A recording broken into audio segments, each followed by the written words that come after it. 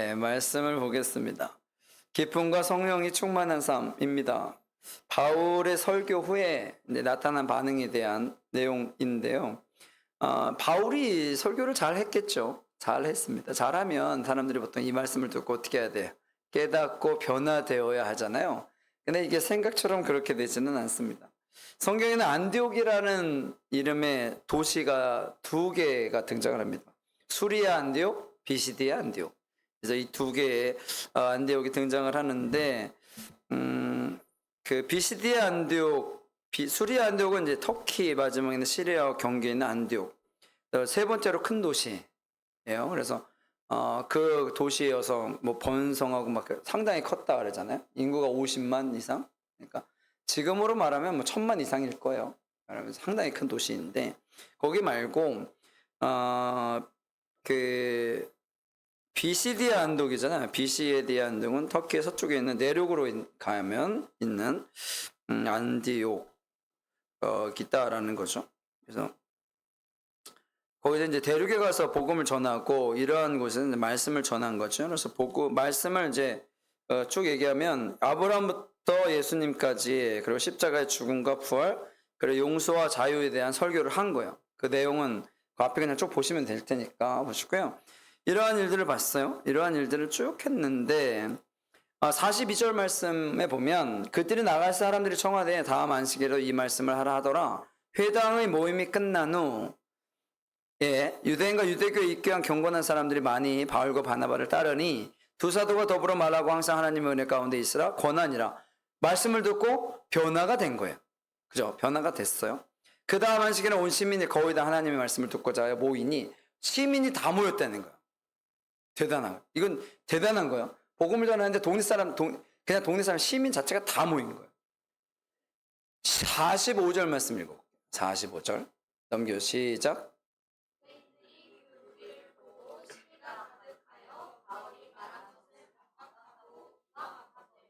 아멘. 보세요. 사도 바울이 복음을 전했어요. 근데 보통은 이제 선교 사역 가운데 빠지지 않는 것이 기적이에요. 그래서 병든 병자가 고쳐지고 막 이런 건데 바울은 기적을 일으킨 게 아니라 복음만 전한 거예요. 말씀으로만. 그러니까 대단한 거죠. 말씀으로만 복음이 전하 사람들이 막 변화되고 막 그런 일이 벌어진 거예요. 그러니까 야 다음 안식일에도 와서 전해달라. 말씀이 너무 좋으니까. 그래서 이제 소문이 돈 거예요. 동네니까. 야 바울이라는 사람이 등장했는데 우와 대단해. 말씀이 말을 얼마나 잘. 왜냐면 사도 바울이 그 길리기아 다소에서 태어나고 뭐 이렇게 쭉 해가지고 뭐 자기가 누구의 제자고 그런 얘기 가말리엘의 제자래. 그때 가말리엘은 아주 최고의 석학인 건데 그분한테 배운 제자예요. 그러니까 머리도 좋고 말도 엄청나게 얼마나 잘하는지 몰라. 그래서 하나님이 쓰신 거예요. 그래서 쓰신 거예요. 선교사역 할 때. 베드로를 선교사역에 보내진 않잖아요. 그죠? 그래서 사도 바울이 그래서 다 하나님의 일은 다 감당할 만한 자리들이 다 있는데 근데 말씀이 얼마나 좋은지 몰라. 그래서 소문이 쫙 난 거야. 그래서 어떻게 동네 사람들이 다 모인 거지. 전체가 시민이라 했으니까 그래도 꽤 많은 사람들이 모였을 거야.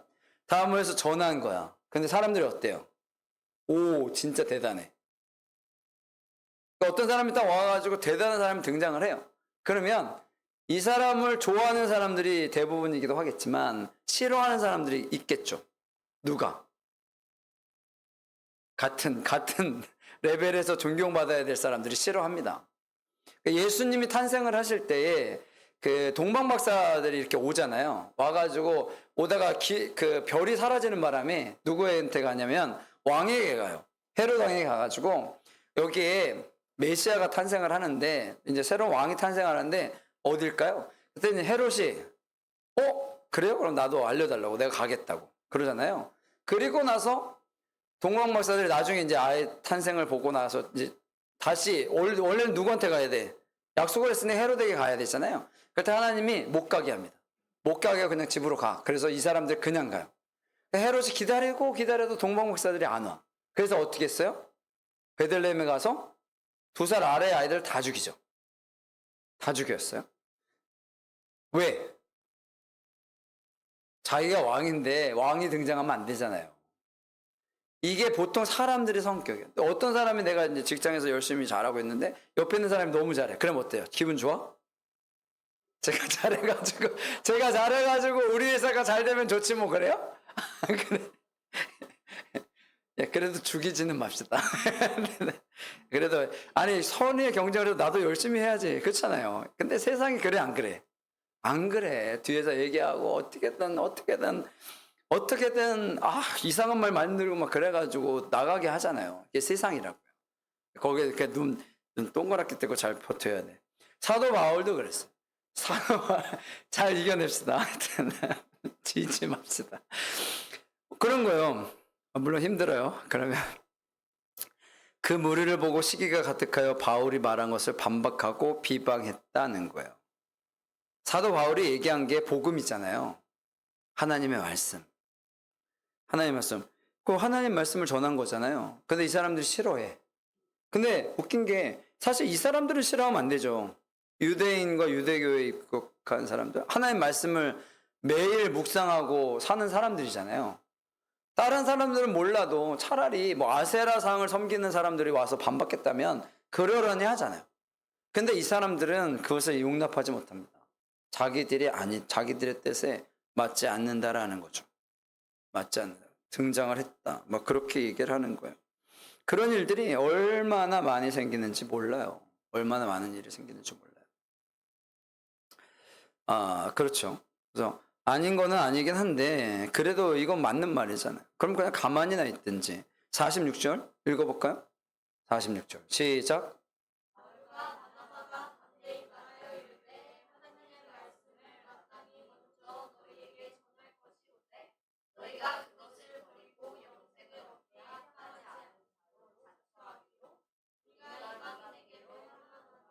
아멘. 사실 원래는 하나님의 말씀을 너희가 제대로 받아들이고 너희들이 해야 되는데 너희들이 받을 생각이 없으니 내가 어떻게 하겠다? 이방인에게 전하겠다. 그렇게 얘기하는 거예요. 그래서 이방 선교가 시작되고 실질적으로 이제 유대인들이 여기서 빠져나가는 거죠. 하나님의 말씀을 듣는 곳에서 떨어져 나가는 거죠. 하나님의 말씀을 자기들이 들었다고 하는데 지금 유대교에서는 원래 이사야서가 구약이잖아요. 이사야. 근데 원래 이 유대인들은 그 구약을 믿어요. 신약을 안 믿는 거지. 그러니까 예수님의 탄생부터 안 믿는 거지 구약은 믿거든요. 근데 금지하는 말씀이 이사야예요. 이사야는 못 읽게요. 왜? 거기에 메시아 죽이는 내용이 나오잖아요. 그는 싫고 우리를 골지고 너희가 죽였다. 그 얘기가 나오거든요. 그러니까 이사야서를 못 읽게 해. 그러면 안 되잖아요. 그것도 읽고 깨닫고 돌아서야지. 되게 웃긴 거거든요. 그래서 그 신천지 있잖아요. 어제 저한테 전화가 와가지고 제가 받았는데 국세청이래. 그래가지고 국세청이 전화할 수도 있거든요. 왜냐하면 지금 우리가 교회가 이제 세금 신고하고 이런 것 요즘엔 하거든요. 해야 합니다. 저것 때문에 월급 사례비 그래서 기타서도 근로서도 이런 것 때문에 하거든요. 근데 제대로 잘 안 해요. 잘 안 한다고. 그러니까 제가 아는 분들도 안 하는 분들 있어요. 근데 이제 국세청에서 봐줘. 왜냐하면 이걸 제대로 하면요 돈이 더 많이 나가. 근로장려금부터 해가지고 돈이 더 많이 나가거든. 그러니까 안 하는 게 좋아. 목사님들이 신청 안 하는 게 좋아요. 왜냐하면 목사님들이 거의 한 80%가 받을 수 있거든요. 제가 알기로는 80%요? 아니 제가 90%도 받을 수 있을 거려 하면? 근데 하여튼 뭐 되게 상당히 높은 숫자예요. 근데 목사님들이 거의 안 하니까 많이 안 받는 거지. 근데 저는 받으니까. 그래서 전화 왔길래 국세청에서는 올 수가 있어요. 왜냐하면 워낙에 제대로 잘 안 하니까 교회가 실수할 수도 있고. 그래서 근데 어느 교회니? 에? 자기가 걸었으면 우리 교회가 어떤 교회인지 알아야 되잖아요. 그래서 그래서 내가 무슨 일이신데요? 그랬더니 국세청은 아니니까 거짓말 한 거니까. 그래서 무슨 일이신데요? 도대체 그랬더니 자기네가 신천지인데 자기네랑 MOU 맺을 만한 교회를 찾는데. 그래가지고 나 그런 거 안 한다고. MOU 맺으면 어떻게 되는 거야? 우리 교회 리스트가 신천지 교회 리스트에 올라가는 거야. 이거 빠지면 안 돼. 목사님도 혹시라도 알았다고 그러고 이 교회 이름 가르쳐주면 큰일 나는데 걔네가 그거만 다 녹음해가지고 할 거 아니에요. 그래서 제가 어제 우리 목사님들 단톡방에다 올렸는데 이거 조심하라고. 그때 어떤 목사님이 신천지 피싱이 생겼다고. 얘네들 도대체 말이 안 돼. 신천지가 이단이잖아요. 왜? 말씀을 똑바로 안 전해. 말씀을 똑바로 안 전한다고요. 이단들이 대부분 그거예요. 말씀에 있는 거를 자기들 마음대로 골라서 만들어서 한다고요. 그러면서 좀 제가 종종 설교나 이런 거 할 때 이런 것들은 오해 여지가 있다 이런 얘기들을 말씀을 드리잖아요. 왜냐하면 이런 거 갖고 자꾸 트집을 잡고 그러니까. 그러니까 신천지가 그러거든요. 어제 전화서 깜짝 놀랐어요. 야, 신천지가 피싱을 한다. 예. 하여튼 나쁜 짓으로 앞서가는데요. 뭐 동아리부터 시작해서 엄청나게 했죠. 뭐 문화 뭐 이런 것들 교육시켜준다 이런 거. 뭐 어디 우리 당근 뭐 이런 데서 우리 같이 모임합시다. 이런 데 들어가면 큰일 납니다. 들어가면 큰일 나요. 거기에 들어가면 큰일 납니다. 그래서 어디 모이자 하는데 하면 안 돼요. 교회 안에서 모이자는 거 빼고 나머지들은 모임 뭐 동네 모임 이런 거 갔다가 큰일 납니다. 걔네는 완전히 계획적으로 가기 때문에 하여튼 큰일 난데 이 사람들이 그런 거예요. 복음을 전하면 제대로 받아들이고 그 말씀을 받아들이고 변화돼야 되잖아요. 근데 안 해. 필요하지 자기네게 불편한 것들은 말을 아예 안 한다고요. 그러니까 교회가 이 시대에 어려워진 이유 중에 하나이기도 하죠. 왜? 말씀을 제대로 전해야 되는데 말씀을 제대로 안 전해요. 말씀을 제대로 안 전한다고요. 필요한 사람들이 좋아하는 말만 전하고 뭐 이런 말 전하고 불편한 말 안 하고 이러니까 교회가 약해질 수밖에 없죠. 그런 문제가 되어지는 거예요. 저는 그런 게 싫어서. 그때는 그렇게 하면 안 돼요. 그래서 제가 계속 강해설교를 하는 이유 중에 하나이기도 하죠. 있으면 해야 되니까 안 할 수는 없잖아요. 그러니까 비방하고 하니까 내가 이제 너희들한테 복음을 전하는 걸 이제 멈추고 누구에게 가겠다? 이제는 이제 완전 이방인에게 가겠다. 그렇게 얘기를 한 거예요. 이방인을 향해 가겠다. 47절 읽어볼게요. 47절 시작.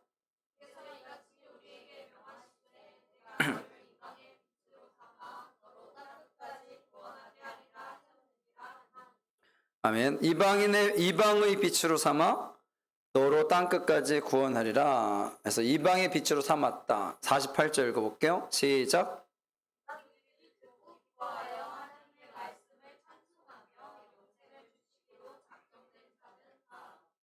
아멘. 누가 좋아해? 이방인들이 좋아하죠. 이방인들이. 왜? 당연히 좋아할 수밖에 없죠. 예전에는 왜냐면 여기도 유대인들이 있으니까 얘들이 그랬을 거 아니야. 얘들이 그러면 안 되죠. 이분들이 그랬을 거 아니에요. 야, 복음은 하나님의 말씀은 우리에게만 허락된 거야. 너희들에게는 그래서 아주 전하지도 않고 자기들끼리만 그렇게 회당을 짓고 뭐 그렇게 해서 자기들끼리만 말씀을 읽고 뭐 그런 거예요. 사람들이 들어오면 야, 안 돼. 너희는 자격이 안 돼. 그랬던 거거든요. 그러니까 이방인들도 말씀을 듣고 싶었을 거 아니에요. 유대인들은 항상 뭐 저거하고 또 대부분 유대인들이 잘 살아요. 그죠? 어느 나라 지금 전 세계의 모든 걸 잡고 있는 사람들이 유대인들이잖아요. 그렇죠? 다 유대인들이 다 잡고 있어요. 경제, 뭐 정치, 하여튼 모든 걸 다 잡고 있어. 이 사람들이 맘만 먹으면 뭐 못할 게 없잖아요. 나라 하나 없애는 거 어렵지도 않다고 그러더라고요. 다 할 수 있어요. 얼마나 강한 힘이 있는지 몰라요. 돈도 있고 뭐 그런 것들 다 하거든요. 대부분 그 상위 어디에는 다 그렇거든요. 근데 이제 우리나라 사람들도 그 안에서 살아남고 중국 사람들도 그 안에서 살아남긴 하는데 유대인들을 이길 수가 없어요. 그러니까 어디든 이 사람들이 잘 가면 심지어는 그랬잖아요. 출애굽기 거기 보면 그 앞에 요셉이 이제 총리가 되고 나서 아버지와 가족들을 오라 그러잖아요. 그래서 애굽이라는 이집트죠. 애굽이라는 땅 고센 땅에 정착을 하게 하고 거기서 이렇게 막 이렇게 자란다고 성장하고 처음에는 이제 목자들이라고 해서 뭐 짐승들 돌보라고 해가지고 왔는데 이 사람들이 일을 잘해요. 그러니까 왕이 볼 때 우와 쟤네들 이렇게 놨다가 우리가 먹히겠다 싶을 정도로 얼마나 잘하는지 몰라요. 그래서 뭘 만들어? 그래서 노예 만든 거거든요. 왜? 자기네를 이길 것 같으니까. 그런 거예요. 그러니까 이 지역도 다 그래요. 유대인들은 잘 살아. 그럼 사람들은 통상적으로 잘 사는 사람들이 어떻게 잘 살지를 볼 거 아니에요. 그럼 그 사람들은 맨날 뭐해? 말씀 읽고 기도하고 교육하고 그런 거 하거든. 그럼 자기들도 하고 싶을 거 아니에요. 교육이나 이런 거니까. 근데 이 사람들이 뭐라 그래? 너희는 자격이 없어. 그런 거잖아요. 자격이 없어. 오늘 이번 주가 사실 종교개혁주일이거든요. 종교개혁주일이 마르틴 루터, 원래는 그 수도사, 신부님이라고 수도사인데, 이분이 이제 하도 당시에 그 카톨릭이 교회가 타락을 했으니까 그 비텐베르그 성당이라고도 하고 학교라고 하는 그곳에다가 반박문, 95개 교회 반박문을 붙여요. 야, 니네, 그러니까 95개 조가 너희들 잘못됐다는 적은 건데 99개야. 95개니까 거기다 붙이니까 이제 이 사람들이 막 압박하고 그러니까 결국에는 그래서 종교 개혁을 일으킨 거거든요.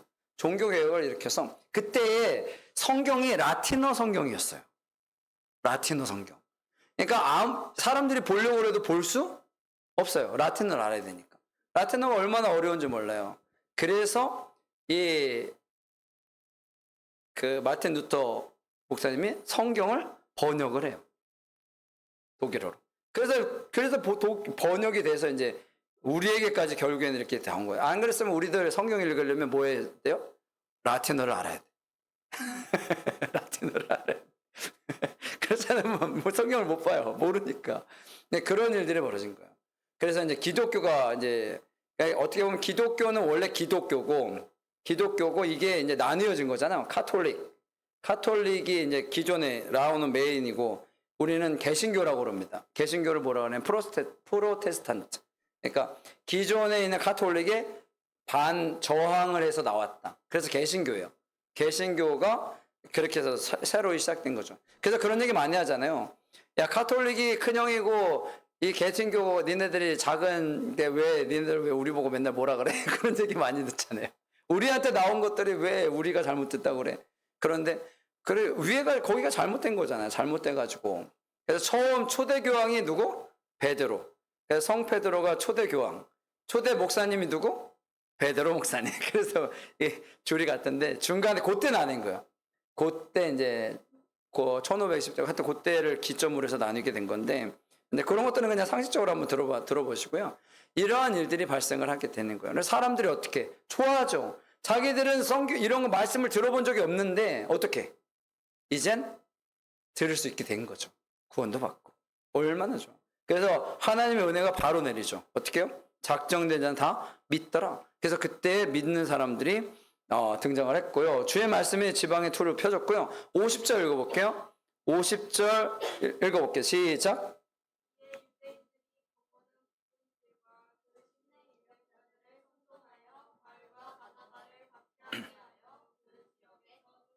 (51절) 두 사람이 그들을 향하여 발에 티끌을 떨어버리고 이고니로 가거늘. 52절 제자들은 기쁨과 성령이 충만하니라. 아멘. 유대인들의 견고한 기부인들과 그 신의 유력자들을 선동을 해서 그 바울과 바나바를 박해하게 하여 지옥에서 쫓아냈습니다. 두 사람이 그들을 향하여 발에 티끌을 떨어버리고는 이거 뭐야? 완전히 이제 다 털어버리는 거죠. 이제 너희들은 이제 끝이다. 그래서 털어버리고 이제 떠나게 된 거죠. 52절 제자들은 기쁨과 성령이 충만하더라 라는 거예요. 그래서 완전히 끊을 때는 확실하게 끊어버려야 합니다. 발에 티끌을 털어버릴 정도로 완전히 싹 털어버리고 그렇게 해서 완전히 돌아서야 돼요. 그래서 기쁨과 성령이 충만한 삶이 되어진다라는 거죠. 어떻게 보면 여기서는 그 두 명만 얘기하는 게 아니라 제자들, 그래서 새로 믿은 성도들도 거기서 기쁨과 성령이 충만했다라는 거죠. 어려움과 고통이 오면 그러니까 좀 우리나라 습성과도 좀 비슷하긴 한데 어려움이 정말 극에 달하여야 더 성장하는 뭐 그런. 교회도 그래. 핍박을 당하기 전까지는 잘 나가다가 이제 꺾여졌다가 어려움을 당하죠. 어려움을 당하고 그리고 나서 다시 이래서는 안 되겠다. 그리고 돌아서 일어나는 게 교회. 우리나라도 그렇죠. 우리나라도 잘 살 때는 뭐 그냥 이렇게 잘 살다가 그러다가 이제 점점 이상해지고 막 그러다가 결국에는 또 어려움을 당하고 그러다가 이제 다시 그리고 또 다시 살아나는 뭐 그러한 게 좀 비슷하긴 한데 크리스찬들이 좀 그런 것 같긴 해요. 그러니까 항상 평소의 삶 가운데 제대로 하고 모든 것들을 잘하면 좋은데 그렇게 하지 않아. 그렇게 하지 않고 항상 어려움에 처해져야 그때 깨달아요. 제가 항상 얘기하잖아요. 그러지 말고 그냥 애초에 잘합시다. 그냥 잘하고 그래서 어려움을 당하지 맙시다. 제가 항상 얘기하는 얘기잖아요. 여러분 어려움 당하지 말고 그냥 쭉 성장하면서 나가는 것이 제일 좋잖아요. 어려움을 당하면 진짜 어렵거든요. 세상이 얼마나 어렵습니까? 그렇잖아요. 그걸 이겨나가는 게, 극복해 나가는 게 어려워요. 그래서 밑바닥을 치고 올라오지 마시고 그냥 잠깐 주춤했다가 다시 올라가는 것이 필요합니다. 주춤할 수는 있겠죠. 부딪히니까. 벽에 부딪히면 잠깐 멈출 수는 있지만 여러분 그 벽을 부서뜨리는 것은 하나님이시거든요. 하나님께 맡기고 나가면 여러분 내가 벽을 부서뜨릴 수는 없잖아요. 벽을 주먹으로 부서뜨릴 수도 없고요. 하나님의 힘을 빌어서 그것을 무너뜨리고 가면 되거든요. 그런 것들이 중요해요. 근데 안 된다. 그러면 그냥 돌아서서 나오면 됩니다. 어떻게든 해보겠다고. 발로 차고 머리로 차고 머리 깨지고 발 다 부러지잖아요. 손으로 때려보고 안 되면 발로 찰 필요가 있어요? 손으로 때리고 안 되면 발로 차면 안 됩니다. 어차피 안 돼. 머리로 하면 돼요? 안 돼요. 해보고 안 되면 돌아서는 것이 맞는 거예요. 그리고 돌아설 때 어떻게? 발에 티끌을 털어버리고 나오는 것이 중요합니다. 근데 복음을 전하는 것도 그러한 의미가 있어요. 도저히 안 되는 거 저도 많이 해봤는데 정말 도저히 안 되는 분들은 잘 안 되긴 하더라고요. 뭐 시간이 있으면 어떻게든 해보긴 하겠는데 그런 분들이 있어요. 목사님 저는 죽어도 안 될 겁니다. 저는 죽어도 전도 안 될 겁니다. 그런 분들 저도 많이 노력해서 해보는데 제가 그분하고 영원히 함께 있을 수는 없으니까 뭐 혹시 모르겠지만 여러분 그런 일들이 있기는 하던데 좀 어려운 상황이 벌어질 수도 있습니다. 그러나 우리가 항상 기억해야 될 것은 하나님의 말씀을 받아들이면 기쁨이 있어요. 말씀을 읽는 게 기쁨이 있다고요. 힘이 된다고요. 나도 아직도 기도하는데 말씀을 읽는데 찬양을 하는데 아무 감동이나 이런 게 없다. 그럼 이거 문제. 문제가 되어지지 않았으면 좋겠습니다. 말씀을 읽고 기도할 때에 기쁨과 감사가 있었으면 좋겠고요. 삶에서도 마찬가지죠. 기뻐할 수 있는 삶, 감사할 수 있는 삶. 아무리 생각해도 없는데 그러진 않을 거예요. 분명히 있을 겁니다. 그런 것들을 찾아서 누리셨으면 좋겠고요. 성령의 충만한 삶은 하나님의 인도하심을 따라 살아가는 삶이니까 하나님께 맡기고 나가시게 된다면 하나님께서 역사해 주시리라고 믿습니다. 비준비하시는 주님처럼 우리의 모든 것을 다 이미 준비해 놓으셨다고요. 근데 내가 그것을 받지 못하는 이유는 내가 거기까지 못 가서 그래. 정말 안타까운 거는 진짜 한 걸음만 더 가면 되는데 그게 안 되는 거예요. 여러분 한 산만 더 따면 그 밑에 금이 있는데 그게 안 되는 경우들이 상당히 많습니다. 여러분 그런 것들을 넘어섰으면 좋겠어요. 넘어서십시오. 그래서 세상의 역사를 바꿔 나가시는 믿음의 사람들이 되었으면 좋겠습니다. 꼭 기억하시고요. 세상 가운데 승리하시고 항상 기쁨과 성령의 충만한 삶 되시기를 간절히 축원합니다. 아멘.